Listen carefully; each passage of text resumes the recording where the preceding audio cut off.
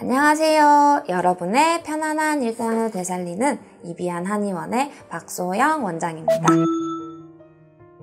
이비한 한의원에는 많은 환자분들이 오시지만 오늘은 그 중에 구안화사에 대해 얘기해 보려고 합니다.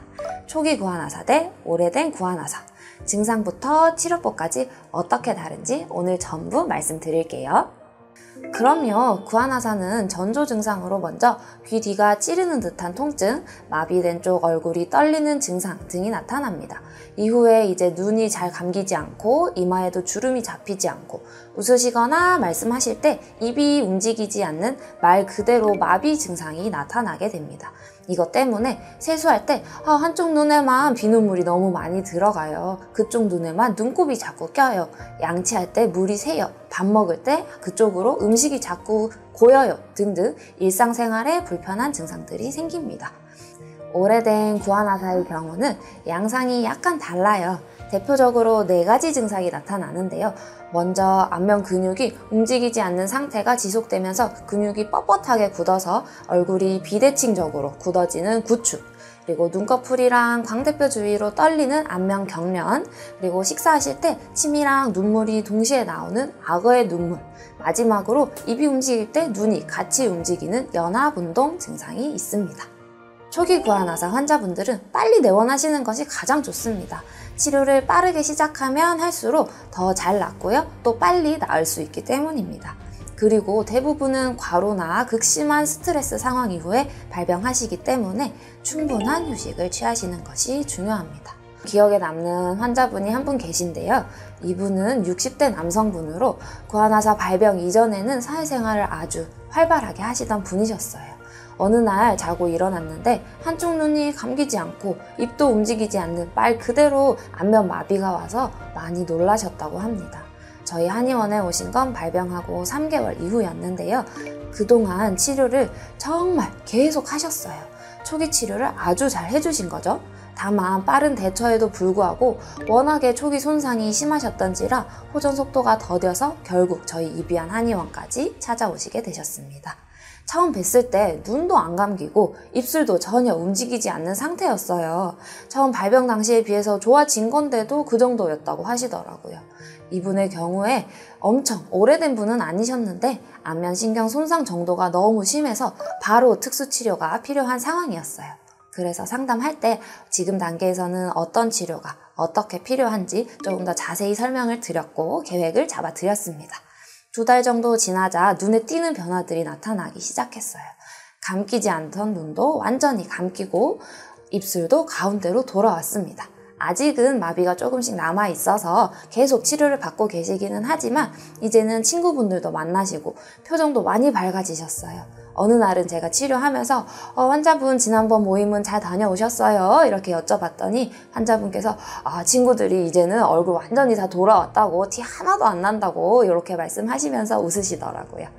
구안화사는 이렇게 시기에 맞는 치료가 정말 중요합니다. 모든 질환들이 그렇듯 일찍 치료를 시작할수록 호전율이 좋아집니다. 이분 같은 경우는 신경 손상 정도가 90% 이상으로 아주 심한 편이셨지만 바로 초기 치료를 시작하셨고 또 회복 속도가 더뎌지는 시점에 바로 더 강한 특수 치료가 들어가서 심한 손상에도 불구하고 호전이 잘 된 경우입니다. 오래된 구안화사의 경우에는 얼굴을 마사지 하시거나 따뜻하게 찜질하시는 게 도움이 되실 수 있습니다.